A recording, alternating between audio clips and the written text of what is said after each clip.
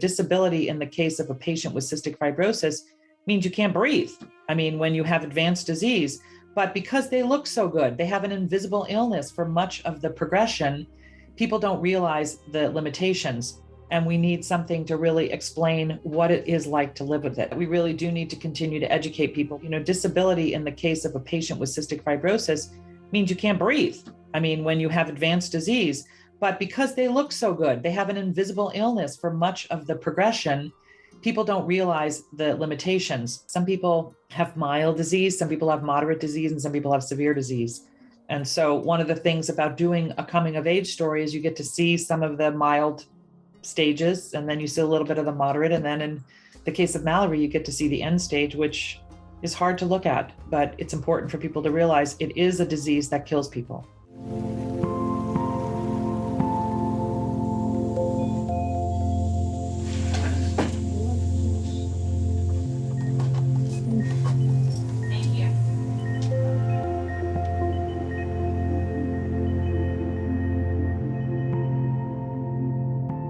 I feel like people with CF are privy to secrets it takes most other people a lifetime to understand.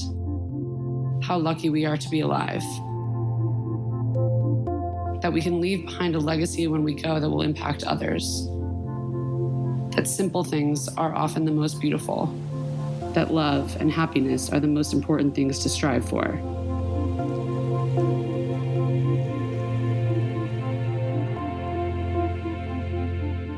Well, Will, Diane, thank you so much for joining us here on TSC News TV on MNN. Absolutely incredible story. We saw the trailer, very powerful stuff for both of you. I got to ask, why did you decide to make this collaboration happen right now? And why was this the right time to release Salt in My Soul? Well, I read the book. I was sent the book by one of the producers of the documentary at the end of 2019. And I sat down, read it, was completely blown away by both, Mallory's, the specifics of the story, the kind of the themes, the lessons, just the general spirit. And I think, we're in a way kind of lucky to be releasing it right now. The kind of the struggles Mallory went through, the resilience she showed in going through those struggles, I think is something people are going to recognize, with what we've all been going through the last couple of years. And from my standpoint, the book was released by Random House in 2019, and I spent a year on the road speaking to audiences. And at one point early on, Richard Abadi, one of the producing partners that works with Will, had said he thought this would be great on film. And because Mallory was a writer and had spent 10 years using that medium, I really wanted the book to come out. But a year in, I realized that we would be reaching more people if there was also a film. And so at that point, when he approached and said, would you like to have a documentary made? And I said, yes, and I was ready. And then his recommendation of Will is why I took a leap of faith and turned Mallory's story over to an unknown producer who I didn't really know, but who has done a wonderful job of bringing her story to the screen. Obviously, it has been a tough journey, but an incredibly inspirational story. For you, Diane, with your writing background, how much did that help you in the making of this film? Oh, tremendously. And also working in publicity, marketing, and writing, I definitely knew a lot of the pitfalls to avoid. I knew exactly what to do, and I knew the questions to ask, and it was very, very helpful. And one of the reasons why Will makes fun of me that I put my email up on the internet, but I feel like there have been so many people who have taught me in my career and made themselves accessible and available. And I see it's really hard to know how to navigate because there's so much material out there and content and in different formats. And so I think it's good to take advice from people, and it's good to give back. So I learned from a lot of people, and now I'm trying to help a lot of people. So that's fantastic. And Will, of course, when telling a story like this, obviously you have the pleasure of working with Diane on this and everything. But how much responsibility is there to not only tell the story, tell Mallory's story the quote unquote right way, but also in a way where it resonates with so many people? Yeah, I mean, those two kind of went hand in hand in the end. I knew going in, we weren't making a documentary that was kind of, an expose of anything, we weren't, and I really wanted to avoid kind of, going after obvious targets, because it sort of seems to be that so many docs fall into that trap, of sort of saying the same things over and over again of, who are the bad guys. And it's, and I think in Mallory, what was so clear was there's this, really kind of beautiful character, right? So I thought, okay, let's make something that feels a little bit more cinematic, a little bit more like a feature film, right? And work on the characters and think about scenes and, tell this kind of very classic coming of age story with this massive twist, right? Which is obviously she's dying while she's coming of age, and she has to deal with that. And then within that, of course, there were the usual responsibilities of a documentarian, right? You have to actually teach people something, you have to tell the truth. You have to, and the added sort of pressure on me was that I didn't know Mallory, before she passed away. So I was very much playing catch up in that, and in some ways the lockdown was good because it gave us a little bit more editing time, and it gave me more time to get to know her and really make sure we were, presenting her story truthfully, and hopefully impactfully. So was post-production and a lot of the production primarily during the pandemic? No. I mean, we were very lucky. We shot just before the pandemic. I mean, we brought the DP back from the cinematographer back from Hawaii, where he was shooting a lot of the B-roll stuff there. We flew him back early because they were just about to close LaGuardia, and then we were editing during the pandemic. So, we definitely got more time than we normally would. We were able to be a little bit more focused, and that was valuable too, because, part of the journey on any film like this is, discovering the archival stuff and the raw material. And so I was really able to work with Diane on that and kind of really push her in moments to try and find certain things. And, there were discoveries along the way. So yeah, we in a way, it was lucky, good timing. In the era we're living in today, there's so much overexposure with social media and content creation, and sometimes it can be used for the wrong reasons. And I feel like with Mallory's story, especially with her, documenting every step along the way, it's the opposite, right? It's the positive. So would you two say that in this day and age that her story kind of represents the kind of the beauty of social media and the positive impact it can have? I would, yeah. I mean, I think it's one of those rare stories, right, where and certainly specifically for people with CF and young people with CF, social media is an absolute lifeline because, they can't be together, and they really have to be incredibly careful. This is a community, right, where most of the COVID protocols come from this world of mask wearing, being 6 feet apart, being incredibly careful about, contamination because they're so susceptible, because their lungs are so, the mucus isn't moving through them because of the salt receptor thing that's gone wrong in the CF patient. But yeah, so I think it's really valuable. And I think it's also a lesson in, it's not that these tools of social media are in themselves bad, right? It's how you use them, right? And what you use them for. And, are you being creative, right? And, you can be creative in a TikTok video, you can be creative in an Instagram post, or you can be facile and stupid and meaningless, right? And that I'm not going to judge anybody about, how they use it. But yeah, I think Mallory's a great example of somebody who, she worked in so many different media, right? I mean, like audio, podcasts, social, she had private video diaries. She, obviously wrote this extraordinary secret diary, and I think just, yeah, an amazing example of how to use all that stuff. For you, Diane, I do have friends who have, gone through something similar, not necessarily with CF, but, really tough, tragic times, and they've found healing in advocacy, in charity work, and inspiring others with the stories of their lost loved ones.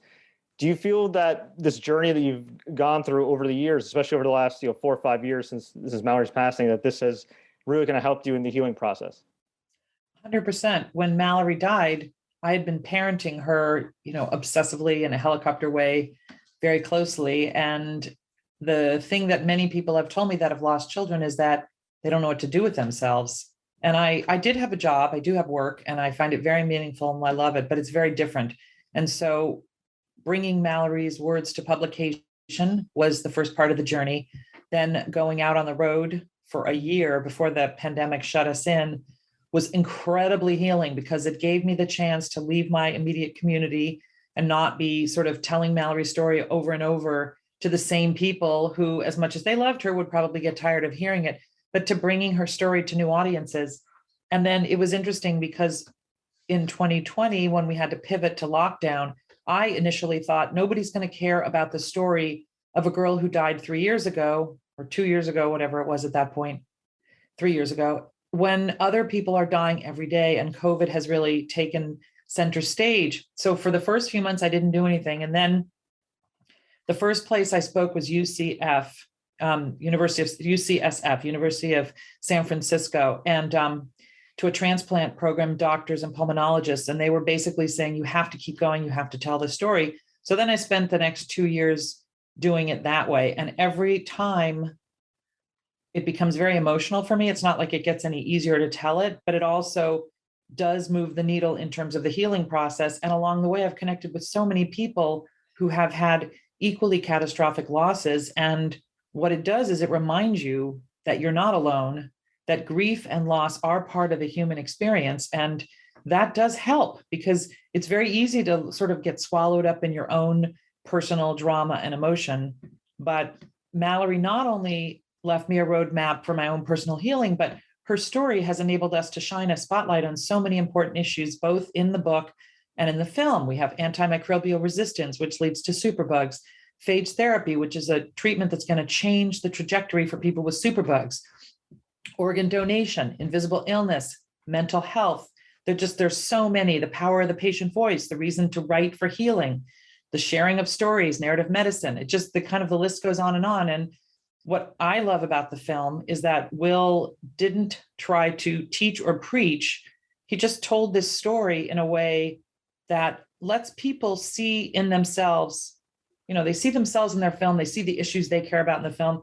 So Gunnar Esiason, runs the Boomer Esiason Foundation, and he's got cystic fibrosis, and he really loved the book and loves the movie. And he looked at it and said, I want this film to be the film that introduces antimicrobial resistance to mainstream America. The people working in phage therapy say, wow, this is the film we want to introduce phage therapy. People waiting for transplant with all the shortages of organs say, wow, we want this film to be the film that reminds people they have to check that organ donation box. And the list goes on. And I think that's the beauty in the film, is that it's a vehicle for people to use it however they want to or need to. Well said. And I think also what's beautiful in a way as well, with all the treatment Mallory went through, you mentioned the treatment for superbugs. Now, from what I understand, based on what I saw in the documentary, now that's being used to combat some strains of COVID-19, right? 100%. And also just yesterday, in Nature magazine, there's a case of a girl who was a victim of a bombing, a terrorist attack. She developed a superbug infection, I guess, at the site of the wound, and they used phage therapy and they successfully treated her. And now phage therapy centers are springing up all over the world, and this work is being done. And Mallory's case absolutely reignited interest in this treatment that was around 100 years ago, but had been sort of cast aside when this tremendous focus on antibiotics because of the ability to make so much money for them.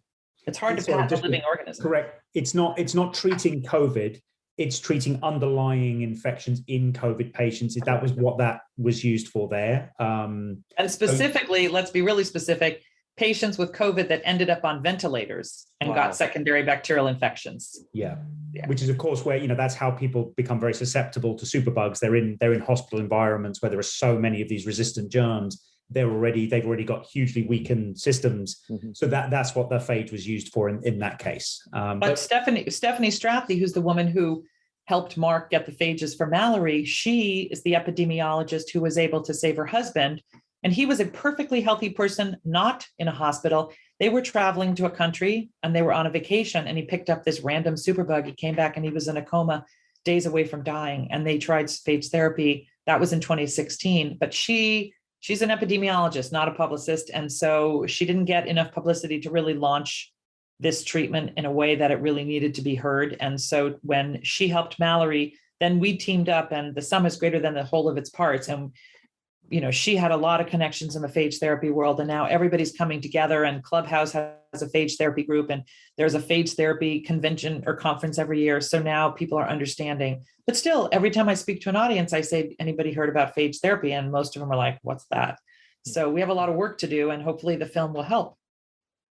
Definitely. You guys are doing great work. And obviously, Diane, you've been knee deep in this for a long time. But for Will, were there any misconceptions about cystic fibrosis that you had, or maybe that there was a public perception of that you kind of recalibrated in the making of this film? Probably just outright ignorance, right? It's one of those words that, you hear, right? I mean, the interesting thing is, my wife and I went through fertility treatments. And so, you do genetic testing, and my wife is a carrier of the CF gene. So they tested me and I wasn't. And, even then we didn't do the research to figure out exactly what it was. So I really didn't know what it was coming into this. And I think what's been very moving about, a handful of cystic fibrosis patients have seen the film, and their feeling is that they want the general public to see the film to understand what the disease is, right? Because I think it's the number one genetic killer in this country, right? It's 30,000 people suffer from it in the United States. And I think there's just the sort of general misunderstanding about what it is, what it does to you, and that's a fine line too, because, you don't want to make a disease of the week movie where it's sort of all of these, because it's a pretty, really ravages the human body, this disease. So we really wanted to kind of balance, the information, but, and give you the information through story, right? That's what Diane said. I'd much rather people feel something and then realize they've learned something rather than telling them what I think they ought to know. So that was a sort of a careful thing. But no, I went in a total ignoramus and have come out knowing a little bit more, not as much as Diane, but a little bit more. Well, and I just want to add one thing on that. One of the initial conversations we had, I mentioned that the book was being used in disability studies. And Will laughed at that. He was like, what do you mean disability? Mallory wasn't disabled. And that, to me, made me understand that we really do need to continue to educate people, because he'd read the book and he knew what Mallory suffered with, and he didn't understand, disability in the case of a patient with cystic fibrosis means you can't breathe. I mean, when you have advanced disease, but because they look so good, they have an invisible illness for much of the progression. People don't realize the limitations. The movie 5 Feet Apart, which grossed like $90 million, which tells me a lot of people saw it, was a fictionalized version. And it was interesting, the reaction in the CF community. Many people felt like, and it was literally like a split between the 50% of the people who said, wow, this film's going to make people realize there is this disease called CF and they have to take it seriously. And the other half said, this doesn't really portray what life is like.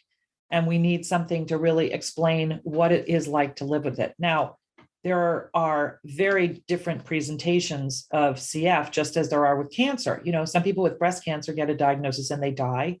I had breast cancer when I was 38. Now I'm 62 and never look back. It's the same with CF. Some people have mild disease, some people have moderate disease, and some people have severe disease. And so one of the things about doing a coming of age story is you get to see some of the mild stages, and then you see a little bit of the moderate. And then in the case of Mallory, you get to see the end stage, which is hard to look at, but it's important for people to realize it is a disease that kills people. Such an inspirational story, inspirational journey on your end alone and your families. What's the best advice you give anybody watching or listening to this when it comes to grief, overcoming tragedy, and turning something like this into a positive? Well, the line that we say, all the moms I am involved with, and there's a whole group of us who've lost our children, we say the key is pain and turning pain into purpose, triumph into tragedy. All those cliches that you hear actually work when you are doing something in service of the memory of your child, and you're doing something that's bringing good to other people. It helps. It just helps because you feel like your child didn't die in vain, and you feel like you can have a reason to keep talking about them and keep their memory alive. And sometimes it's as simple for an 8-year-old who's lost a parent as doing a bake sale in the memory of their mom. Or, it could be a series of posts on social media. It doesn't have to be a memoir. It doesn't have to be a documentary. It can be photographs with captions. It can be a podcast. We have a lot of medium available, hence the reason we have so much content out there. But I think for everybody who loses somebody, if you actually do something to memorialize your loved one, you will feel better about the loss. I've never met anybody who has done something that regrets doing it. Wow, I think that'll definitely resonate with a whole lot of people, especially when they check out Salt in My Soul, available video on demand January 25th. You both have dropped a lot of gems, a lot of great information about the film for anybody that wants to check it out. Will, in one line or less, is there anything else you want to tell us about the film? One reason why people should check it out? One line or less. I've already used up my one line. It's I think a story of real kind of tragedy and hope. It's a story of loss. It's a story of moving forward, of resilience. And I think it's a film that will speak to everybody, given what we've all lived through. Well, thank you two so much for the time. Before we let you two go, where can fans find you online and all the great work you're doing? So the film's website is saltinmysouldoc.com, and that will tell you how you can see the film. It'll give you access to all the various platforms. Plus, it allows you to sign up for our newsletter, and it gives you all the social media information. My reason for thinking people should watch this film is because Mallory had insights in her 25 years that some people don't get to in a long lifetime, in a full lifespan. And I think that people will fall in love with her, and it will be easy to watch. At the same time, it's very difficult to watch. And where can folks find you online and all the great work that you're doing? Well, I do everything through saltinmysouldoc.com and also saltinmysoulbook.com. We're raising money. I took Will's trailer, the 2-minute trailer that he and the editor cut, and I sent it out because in Mallory's lifetime, we raised $5.5 million for research. And since she's passed away, we have continued to keep going. And with just simply sending out the trailer, we raised $100,000, and we're going to be using it for research in the area of phage therapy because it has not been receiving the attention or the funding that it deserves. And antimicrobial resistance, which leads to superbugs, is going to affect all of us, not just patients with CF. And I think it's really important to stretch beyond the CF community to try to help other people as well. And that's a very specific treatment that many, many, many people will benefit from. And my email and contacts on both websites. Fantastic. Well, Diane, it was an absolute pleasure, an incredible documentary. I strongly suggest everybody check it out, stream it, watch it, video on demand, Salt in My Soul, January 25th. Thank you so much.